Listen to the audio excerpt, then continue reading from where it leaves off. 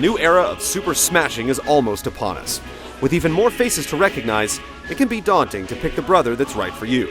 As we charge forward to Brawl's release date, let's explore the origins and abilities of the newest combatants to bring their own level of martial arts to the competition.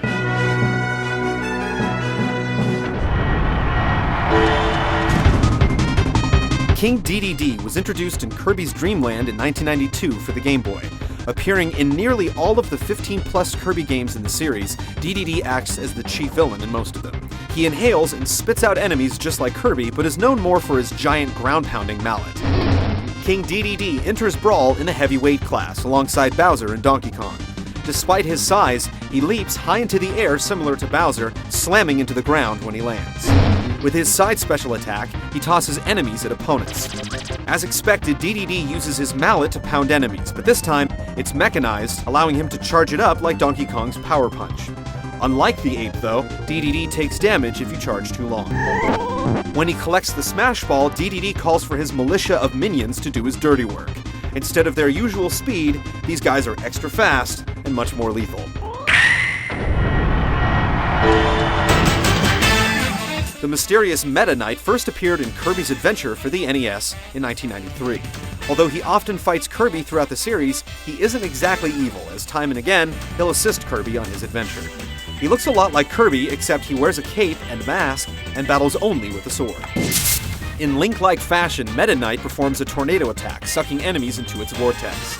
His side special attack drills opponents and can be directed with an upward or downward force, setting up juicy combos. Similar to a mid-air dodge, Meta Knight's special down move throws a cloak over himself, making him disappear. Just tap the direction you want him to reappear, then attack. When Meta Knight gets the Smash Ball, he swings his cape into an opponent. If it lands, his attack radius increases, engulfing everyone into the darkness. Mamma mia! Meta Knight's stage is his very own battleship. First seen in Kirby Superstar for the Super NES, combatants begin their fight alongside the ship. Eventually, they'll land on board, where dodging its barrage of missiles and beams is a priority. In 1994, Diddy Kong made his debut as Donkey Kong's sidekick in Donkey Kong Country for the Super NES, and 1 year later in its sequel, Donkey Kong Country 2, Diddy's Conquest. Since then, he starred in the very successful Diddy Kong Racing on the N64 and several Mario sports games. As expected, Diddy borrows many of his moves from his previous games. His classic Donkey Kong Country cartwheel is back, as well as his rocket barrel boost from Donkey Kong 64. This time, though, he has a peanut pop gun. It can be charged up, and sometimes the peanut shells explode to reveal edible peanuts to restore health.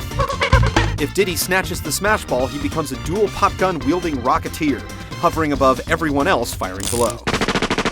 His new stage, which could also be Donkey Kong's as well, takes cues from Jungle Beat on the GameCube. Similar to Icicle Mountain in Melee, Rumble Falls constantly scrolls upward as you climb to avoid death from below. The Pokémon Trainer was first introduced in the US in the first Pokémon game for the Game Boy in 1998. In charge of raising, collecting, and battling hundreds of Pokémon, the trainer, who later received the name Ash Ketchum in the TV cartoon series, has found his way into over 25 games. Bearing a similar look to Ash, the Pokémon trainer in Brawl takes control of 3 Pokémons during battle: Charizard, Squirtle, and Ivysaur. Although he controls just one at a time, he can freely swap out one for another in an ordered fashion, and this is a must, as each Pokémon has its own stamina that weakens over time. Knowing each one's strengths and when to use them is vital to the trainer's success. Charizard's side special Rock Smash is very powerful. Squirtle's water spitting ways are a specialty, and Ivysaur's Vine Whip is ideal for getting back on the stage. As predicted, the Pokémon Trainer's final smash has all 3 Pokémon combining forces to unleash a triple finish on anyone within their vicinity. The trainer gets its own upgraded stage in Pokémon Stadium 2. The terrain frequently changes like in Melee, but now into an ice and flying stage. The latter features powered fans, decreasing everyone's gravity as they fight in midair.